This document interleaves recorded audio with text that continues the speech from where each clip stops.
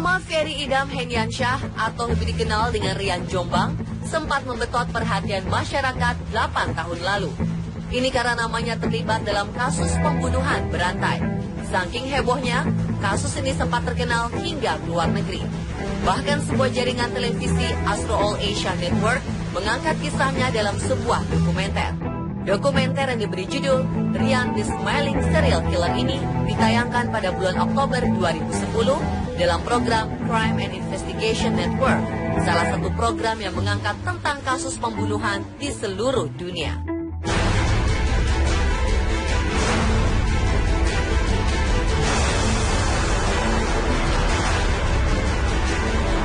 Tidak ada yang menyangka, seorang pemuda bernama Rian bisa melakukan 11 pembunuhan secara sadis sebelum pembunuhan terakhirnya terungkap. Pasalnya, pemuda kelahiran Dusun Maijo, Jombang, Jawa Timur pada 1 Februari 1978 ini dikenal sebagai pria lembut, sopan, dan tidak pernah bergaul dengan anak-anak nakal di kampung. Keadaan ekonomi orang tua Rian juga berkecukupan.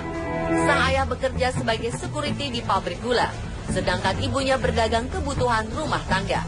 Meski tidak hidup mewah, kebutuhan Rian tercukupi. Rian kecil selalu berpakaian bersih dan rapi.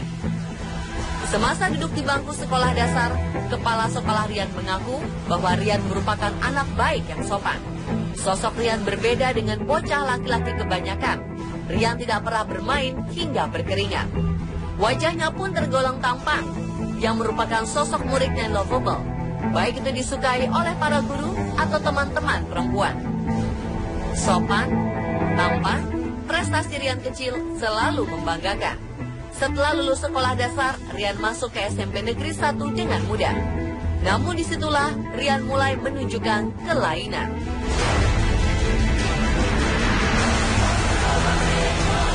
Gaya bicara Rian mulai berubah seperti perempuan. Ia juga mulai menyukai kegiatan yang berhubungan dengan perempuan. Saat itu, Rian bergabung dengan kegiatan ekstrakurikuler seni tari. Di bangku SMP ini pula, Rian mulai gemar berdandan. Di sekolah, Rian dikenal lebih dekat dan lebih banyak berteman dengan perempuan. Karena pembawaannya yang feminin, teman-teman Rian kerap mengejeknya. Namun Rian tidak pernah menggubris ejekan tersebut. Rian dikenal cerdas, cekatan, dan pandai bergaul. Bahkan hingga lulus SMP, Rian selalu mendapat peringkat 1 di kelas dan masuk SMA favorit di Jombang.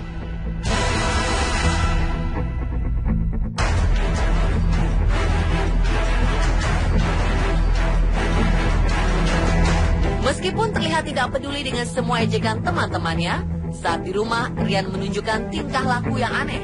Beberapa kali ia menunjukkan sikap seperti melampiaskan kekesalannya.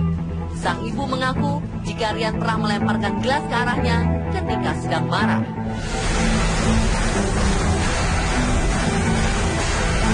Rian sering meluapkan amarah kepada ayah dan ibunya.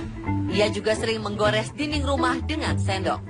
Kelakuannya semakin menjadi-jadi ketika Rian yang masa kecilnya dipanggil Yansah ini duduk di bangku SMA. Meski sempat masuk ke sekolah favorit SMA Negeri 1 Jombang, nyatanya Rian hanya betah sekolah di sana selama 1 bulan. Setelah itu, ia berpindah-pindah sekolah hingga ke Yogyakarta. Hingga akhirnya ia berhasil menamatkan SMA di Jombang pada 1996.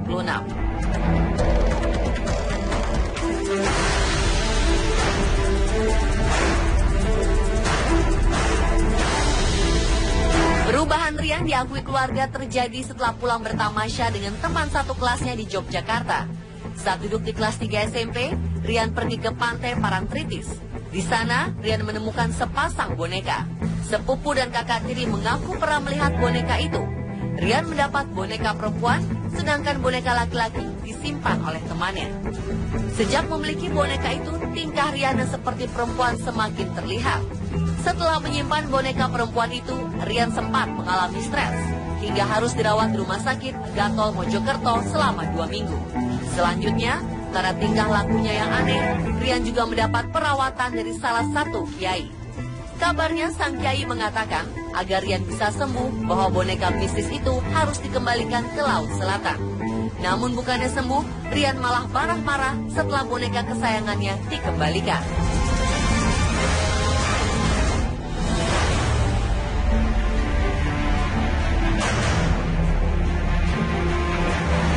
Setelah lulus SMA, Rian mengajar mengaji di Taman Pendidikan Quran Masjid di desanya.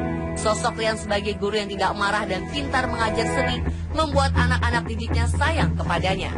Di bawah bimbingan Rian, TPQ ini kerap menyabet juara dalam berbagai lomba tingkat desa dan kecamatan.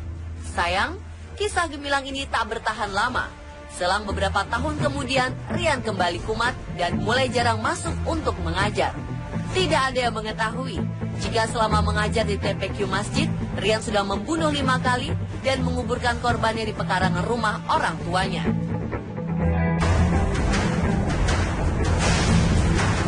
Maret 2008, Rian memutuskan untuk meninggalkan kampungnya dan menetap di Jakarta. Rian merasa Jakarta adalah tempat yang cocok baginya. Jakarta dinilai lebih bersahabat baginya yang sudah memiliki kecenderungan untuk menyukai sesama jenis. Ia dekat dengan seorang pria bernama Noval Andreas dan tinggal bersama di rumah kontrakan di kawasan Setiabudi. Selama di Jakarta, Rian tetap bolak-balik Jombang Jakarta dengan alasan menengok orang tua. Tidak ada yang tahu jika ada tujuan tersembunyi yang dilakukan Rian, yaitu membunuh.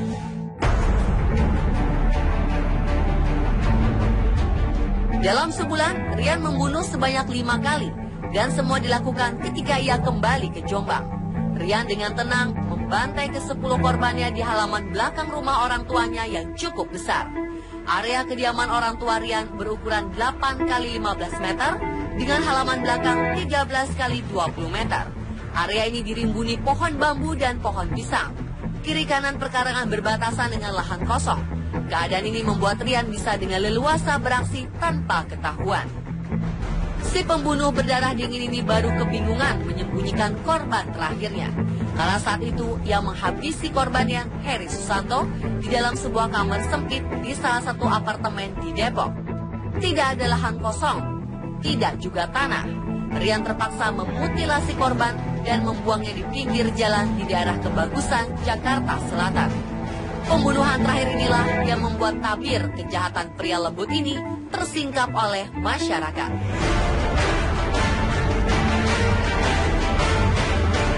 Korban-korban Rian yang dikubur di Jombang berasal dari berbagai daerah. Ada yang dari Jakarta, Surabaya, dan kota lain. Bagaimana Rian berhasil membujuk mereka hingga mau ke Jombang? Salah satu laporan psikologis menunjukkan bahwa Rian mampu melakukan tindakan keji ini dengan tenang karena memendam kebencian yang besar pada ibunya. Saksikan kisah Rian, The Smiling Killer pada episode berikutnya besok hanya di On The Spot.